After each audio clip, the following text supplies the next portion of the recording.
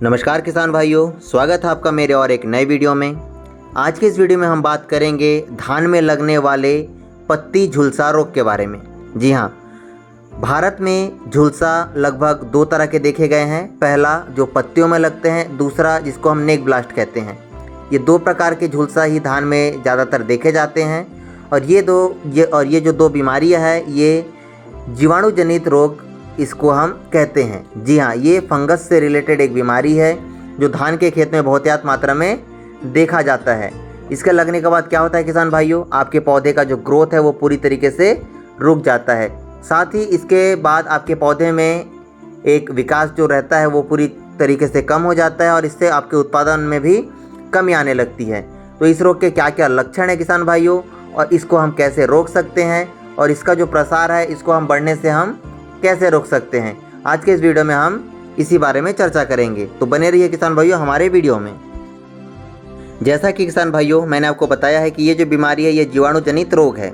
ये पत्तियों को सबसे ज़्यादा प्रभावित करता है और पत्तियों में पीलापन सबसे पहले आपको दिखने लगेगा। धीरे धीरे पत्तियों को अपने पूरी तरीके से पीला कर देता है और इसमें आपको धीरे धीरे आपको जंग जंग टाइप का पीला पीला और धब्बा धब्बा टाइप का आपको आपके पत्तियों में दिखने लगता है। ये बीमारी कब लगता है किसान भाई आपके खेत में? आपके खेत में जब आप रोपाई करते हैं उसके लगभग 4 से 5 सप्ताह के बाद आपके खेत में ये बीमारी आपको दिखने लगता है।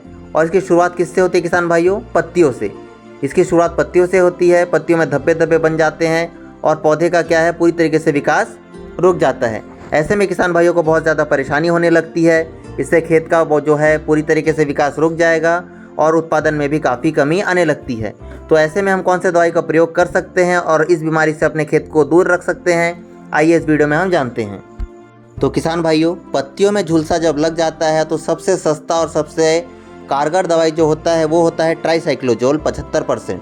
जी हाँ, ट्राइसाइक्लोजोल 75%। इस दवाई को आप 120 ग्राम प्रति एकड़ के हिसाब से अपने खेत में छिड़क सकते हैं, जिससे आपको बहुत ही अच्छा रिजल्ट झुलसा के रोग में दिखेगा। इसके बाद अगला दवाई आता है किसान भाइयों हिमालय एग्रो का हिमश्योर। जी हाँ, हिमालय एग्रो का हिमश्योर भी यदि आपके खेत में झुलसा लगा है, पत्तियों में धब्बे धब्बे पड़ रहे हैं, तो इसके लिए भी आप अपने खेत में हिमालय एग्रो का हिमश्योर को 10 से 12 ml प्रति स्प्रे के हिसाब से आप अपने खेत में छिड़क सकते हैं, अपने स्प्रे में डाल सकते हैं, जिससे आपको झुलसा में बहुत ही शानदार और बेहतरीन रिजल्ट अपने खेत में दिखेगा।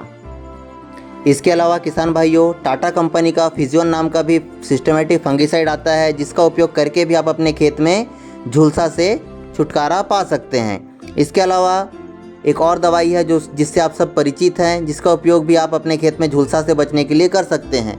वो है बायर कंपनी का नेटिवो। बायर कंपनी का नेटिवो को भी आप अपने खेत में 10 से 12 ग्राम प्रति स्प्रे के हिसाब से उपयोग कर सकते हैं। इससे भी आपको झुलसा में बहुत ही शानदार रिजल्ट मिलेगा। इसके अलावा किसान भाइयों, हिमालय एग्रो की एक और दवाई है हिमब्रिक्स। इसका उपयोग भी आप अपने खेत में झुलसा से बचने के लिए कर सकते हैं। साथ ही किसान भाइयों, यदि आपके खेत में झुलसा ना आए, इसके लिए आप बीच में जब आपके खेत में झुलसा ना लगे और शुरू से ही अपने खेत में आप हिमालय एग्रो का प्री पोस्ट का उपयोग आप अपने खेत में कर सकते हैं। इसके उपयोग से क्या होगा किसान भाइयों, आपके खेत में फंगस से रिलेटेड जितने भी बीमारियाँ हैं आने वाले टाइम पे, वो सब पहले से ही रोकथाम हो जाएगा। तो आप किसान भाइयों अपने खेत को झुलसा से बचाने के लिए और ब्लास्ट, जिसे हम कहते हैं ब्लास्ट, इससे बचाने के लिए अपने खेत में इस प्रकार के जितने भी फंगिसाइड है मार्केट में, उसका आप उपयोग कर सकते हैं और अपने खेत को झुलसा से बचा सकते हैं। आशा करता हूँ आपको ये जानकारी अच्छी लगी होगी। यदि आपको हमारी वीडियो अच्छी लगती है तो हमारे चैनल को अभी लाइक करें, शेयर करें, कमेंट करें और हमारे चैनल कृषि केयर को अभी सब्सक्राइब करें, ताकि हम आपके लिए ऐसे ही नए नए वीडियो लाते रहें।